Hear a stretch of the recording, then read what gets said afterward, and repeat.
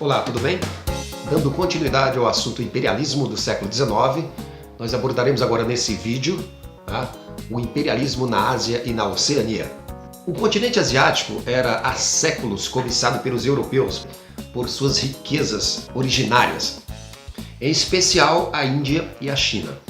No decorrer do século XIX e início do século XX, as nações europeias tomarão territórios e entrarão em disputas coloniais na Ásia e na Oceania. O neocolonialismo na Índia, Os portugueses foram os primeiros a chegar na Índia com Vasco da Gama em 1498, seguido por holandeses, franceses e ingleses. O predomínio, no entanto, coube à Inglaterra, que se apossou da Índia em 1763 com a Guerra dos Sete Anos, que vai de 1756 a 1763, que já estudamos no vídeo anterior. Em regime de protetorado, a Inglaterra vai organizando sua presença na Índia. O protetorado era uma forma de administração direta em que a Inglaterra deixava que os líderes locais ficassem à frente do povo, como se eles estivessem de fato governando, e a Inglaterra ficava nos bastidores, tomando as principais decisões. Em 1806, a Inglaterra anexou a Birmânia, a atual Myanmar. A intensificação do controle sobre a Índia a partir de 1848 e seus reflexos. A Inglaterra, a partir de 1848, vai impor uma administração mais rígida, e vai construir estradas, vai organizar missões religiosas, missões políticas, vai introduzir novas estruturas econômicas, afetando os costumes locais e destruindo a indústria têxtil indiana. É importante ressaltar que durante a intensificação da administração britânica na Índia, a mortandade vai alcançar índices alarmantes, como podemos ver na tabela a seguir. Entre 1800 e 1825, 1,4 milhões de mortes por fome. Entre 1827 e 1850, 5 milhões de pessoas mortas de fome. Entre 1875 e 1900, nós vamos ter 18 grandes epidemias na Índia, que vão matar 26 milhões de pessoas de fome. E em 1918, 8 milhões de mortos de desnutrição e gripe. Portanto, essa tabela nos traz um resultado do processo de colonização inglesa na Índia do século XIX. A Guerra dos Cipayos, 1857 a 1859. A crescente presença inglesa vai despertar um nacionalismo indiano, que vai culminar na Guerra dos Cipayos. Os revoltosos, porém, foram sufocados em 1859 pelas forças inglesas, e a Índia passou a ser colônia britânica, vai ser rebaixada agora, de protetorado a colônia britânica, e vai ser governada pelo vice-rei de Calcutá. Porém, em 1876, o ministro Disraeli vai transformar a Índia em uma área imperial inglesa, e a rainha Vitória vai ser coroada com o título de Imperatriz da Índia. No início do século XX, a Inglaterra controlava a Birmânia, o Tibete, o Afeganistão, do Mar Vermelho ao Oceano Índico, a Austrália e as ilhas vizinhas. Em 1900, a Inglaterra já era o maior império colonial do mundo. E sob a ameaça de outras potências, a Inglaterra irá formar, sob a paz britânica, a Comunidade Britânica de Nações, onde será firmado um acordo entre todas as colônias inglesas num pacto de união para a autoproteção do Império Colonial Inglês. O imperialismo do Japão. O Japão viveu isolado do Ocidente até 1542, quando chegaram os primeiros navegantes portugueses, seguido pelos navegantes espanhóis. Estes organizaram diversas missões jesuíticas na região. Houve uma dura reação de início à presença europeia no Japão, como, por exemplo, o extermínio de 37 mil cristãos japoneses em 1616.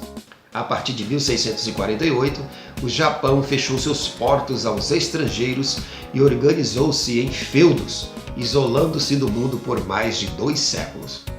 A estrutura política do Japão feudal, o shogunato e o mikado. No século XIX, o Japão era dominado por uma aristocracia feudal que se apoiava numa classe de guerreiros, os daimyos, ou samurais. Mas era o shogunato, que tinha o comando político do país através da família Tokugawa. Havia rivalidades entre as famílias mais poderosas, os clãs mais poderosos do Japão. Mesmo assim, o shogunato conseguia se manter no poder e administrar o Império Feudal. O shogun ficava instalado em Edo, né, atual Tóquio, e o imperador ficava na cidade sagrada de Kyoto, né, o Mikado, né, e exercia o poder apenas de forma formal. A invasão americana ao Japão. Em 1854 vai chegar ao Japão uma esquadra americana comandada pelo almirante Matthew Perry, né, que forçou a abertura dos portos japoneses ao comércio mundial. Sob ameaça militar, foram assinados inicialmente acordos comerciais entre os Estados Unidos e o Japão, em seguida com vários outros países da região. A abertura do Japão e o nacionalismo. Inicia-se um processo de europeização do Japão, com profundas transformações econômicas, militares, técnicas e científicas, mas ainda assim com a sujeição japonesa ao Ocidente. Isso vai gerar o surgimento de um sentimento nacionalista entre os japoneses, em oposição ao shogun, porque eles acreditavam que foi o shogunato que permitiu a invasão do Japão pelos americanos. O imperador Mutsuhito versus shogunato, a era Meiji. Os clãs opositores do shogunato uniram-se ao imperador, ao Mikado. O imperador Mutsuhito, desejoso de transformar o Mikado no verdadeiro poder nacional, vão enfrentar e vão vencer os poderes locais feudais ligados ao shogunato, que estão enfraquecidos com as últimas mudanças. A vitória de Mutsuhito, o imperador, o Mikado, promoveu a centralização política no Japão e inaugurou uma nova fase na história japonesa, iniciando em 1868 a Era Meiji, a era da industrialização e da modernização japonesa. O imperialismo japonês sobre a China de 1894.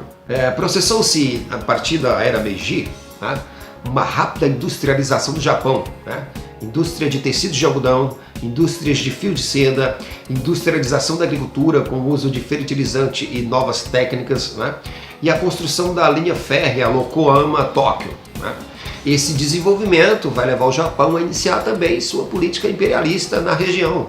E a vítima da vez será a China, E o objetivo do Japão sobre a China é tomar a região da Manchúria. A Guerra Russo-Japonesa e o Tratado de Portsmouth. O Japão declara guerra à China, iniciada em 1894, e sofre a oposição da Rússia, que também tinha interesse da Manchúria. E começa em 1904 a Guerra Russo-Japonesa, com a tomada do porto de Artur e de parte da ilha de Sakhalina. Pelo Tratado de Portsmouth, em 1905, a Rússia se rende à supremacia japonesa sobre a China na região. E, portanto, o Japão consolida sua posição de potência imperialista na região. A Guerra Japão e China pela Coreia. No final do século XIX, o Japão, já industrializado e em expansão imperialista com a Era Meiji, entra em guerra com a China ao tentar conquistar a Coreia. Diante das desvantagens do Japão em relação à derrota chinesa, e com o apoio de outras potências, a Rússia interveio, conseguindo reformular os termos do tratado assinado e estabeleceu que o Japão ficaria apenas com a ilha de Formosa e receberia uma indenização de guerra. O Japão no século XX. Já era um dos países mais avançados e poderosos do mundo em sua dinâmica desenvolvimentista, superior a muitos países industrializados do Ocidente, e exigia também sua expansão colonial, que depois de entrar em atrito com a Rússia, se chocará com os interesses imperialistas dos americanos nas décadas de 30 e 40. O imperialismo na China. Em meados do século XIX, a China representava um atraente mercado consumidor, com cerca de 400 milhões de habitantes. Com uma cultura milenar e uma economia agrícola, sob um governo imperial constantemente em crise, acabou subjugada pelas potências imperialistas. Essas invasões se deram pelos europeus, depois pelos americanos e por fim pelos japoneses. A Guerra do Ópio, 1841. Os chineses conheciam e haviam utilizado o ópio até o século XVIII como medicamento. Os ingleses que dominavam a Índia, onde essa droga era produzida em grande quantidade, forçaram a entrada dessa droga no mercado chinês e disseminaram o vício entre os chineses. Os malefícios foram tão grandes que foi apresentado ao imperador chinês Tao Guang em 1838 um pedido de pena de morte para os vendedores chineses do ópio. A Guerra do Ópio. Em 1839, em Cantão, as autoridades chinesas obrigaram os representantes britânicos a entregar perto de 20 mil caixas de ópio e em seguida estas foram jogadas ao mar. A Inglaterra exigiu dos chineses indenização pelas perdas, acusando-os de desacatar suas ordens e bloquear o livre comércio na região. A Guerra do Ópio e o Tratado de Nanquim de 1842. Como a indenização não foi paga, iniciou-se a Guerra do Ópio em 1842. Derrotada, a China foi obrigada a assinar o Tratado de Nanquim, que abria 5 de seus portos ao livre comércio, abolia o sistema fiscalizador e entregava a ilha de Hong Kong à Inglaterra. Aproveitando-se das circunstâncias e com o pretexto de vingar o assassinato de um missionário francês, um exército franco-inglês, apoiado pelos norte-americanos e russos, ocupou Pequim e forçou a China a assinar um tratado pelo qual mais de 7 portos eram abertos ao comércio internacional e definia também a instalação de embaixadas europeias e missões cristãs pela China. Esse era o Tratado de Pequim de 1860. A Guerra dos Boxers, 1900. Outro conflito na China foi a Guerra dos Boxers, os punhos fechados, como eram chamados pelos ingleses. Esses eram chineses nacionalistas radicais que objetivavam a liberdade do país. Em 1900, organizaram uma grande rebelião onde morreram cerca de 200 estrangeiros, inclusive o embaixador alemão. Em represália, uma força expedicionária composta por França, Inglaterra, Rússia, Japão, norte-americanos, invadiu a China, obrigando-a a reconhecer todas as concessões já feitas anteriormente. Da monarquia, passando pela República até a Revolução Comunista. Em 1911, o Partido Nacional Chinês, o Kuomintang, sob a liderança de Sun Yat-sen, promoveu o fim da monarquia milenar e proclamou a República Chinesa.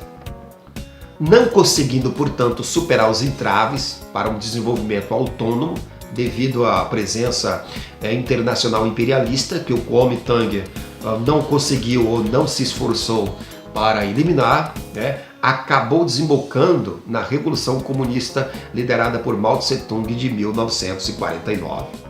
O imperialismo na Indochina. Em meados do século XIX, acelerou-se a penetração da França no Sudeste Asiático, até então restrita à Cochinchina, sul da Indochina.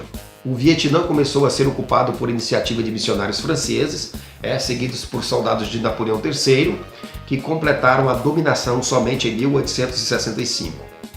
Camboja e Laos já estavam submetidos aos franceses desde 1863. Com a supremacia francesa na região, foi criada em 1887 a União Indochinesa, que explorava o arroz, o chá e o carvão. A dominação francesa vai até o início da segunda metade do século XX. Conclusão.